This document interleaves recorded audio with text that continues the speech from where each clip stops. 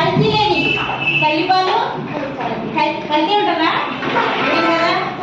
కాబట్టి వాటి గురించి మనం ఏదో రెండు మాటలు చెప్తామని చెప్పి మిమ్మల్ని రమ్మన్నాం.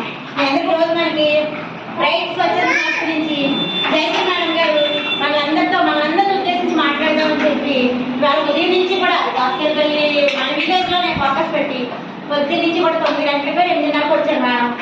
దగ్గర నుంచి కూడా మన విలేజ్లో ప్రతి ఒక్కరు కూడా పరిశీలనగా చూసి మన కోసంగా వాల్యుబుల్ టైం అంతా కూడా మన కోసం వెచ్చించి మన గురించి మాట్లాడతారు. ఇప్పుడు మీ అందరినీ ఉద్దేశించి ఇప్పుడు మేము మేడం మాట్లాడతారు. ఓన్లీ డస్ట్ మీటింగ్ గురించి మేడం చేసి బ్రైట్ స్వచ్ఛ సంస్థలు ఏమేమైతే జరుగుతున్నాయో అన్ని మాకు కూడా చాలా వరకు తెలియదు. మా కొద్దిగా కూడా వెళ్ళాలని కొంచెం రిక్వెస్ట్ చేస్తే ఆవిడ పెద్దకు ప్రశాంతంగా వెళ్ళాలంట. ఒక్క 2 నిమిషాలు మాట్లాడుతుంది మేడం అని తీసుకొచ్చాను. మీరు అలా చేసేయాలంట. Thank you very much. అందరికీ నమస్కారం అమ్మా.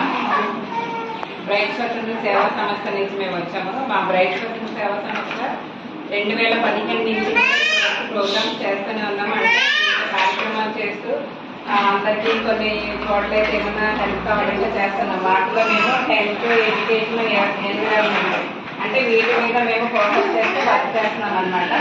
ఇప్పుడు ఈరోజు మనకి ఏంటి హెల్త్ గురించి ఏమని చెప్పారు ధనలక్ష్మి గారు.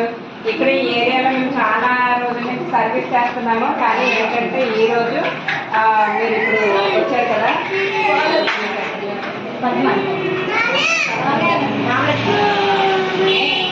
సో ఏంటి ఇక్కడ మీటింగ్ ఏర్పాటు చేశారు. అలాగే రామలక్ష్మి గారు, అలాగే పద్మ గారికి కూడా నేను ఎప్పటి నుంచో తెలుసు. వీళ్ళందరికీ కూడా స్టాఫ్ అందరికీ కూడా నేను తెలుసు, కానీ మీకు తెలియకపోవచ్చు.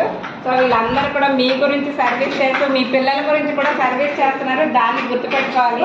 ఇప్పుడు రామలక్ష్మి తల్లిపాల గురించి కదా, ఏంటి ఎవరైనా చెప్తారా? మీరు మాట్లాడతారా? ఏం నేర్చుకున్నారు మరి ఇన్ని రోజులు సెంటర్కి వచ్చి? పిల్లలకి ప్రతి ఒక్కరికి కూడా తల్లిపాలు అనేది పిల్లలకి మెయిన్. కొంతమంది ఏం చేస్తారంటే ఊరిలో పుట్టిన వెంటనే 3 రోజుల వరకు పాలు ఇవ్వకూడదు అని చెప్పి చెప్తారు కదా, మీరు వినే ఉంటారు. కానీ ఇప్పుడు అది లేదు. సో మనము పుట్టిన వెంటనే పిల్లలకి ఎప్పుడైతే మురిపాలు అనేది ఇస్తామో అప్పుడే ఆ పాలు తాగిన పిల్లలు ఎప్పుడు కూడా చాలా ఆరోగ్యంగా ఉంటారు. ఓకేనా? చాలా యాక్టివ్గా ఉంటారు. అంటే ఆ పాలు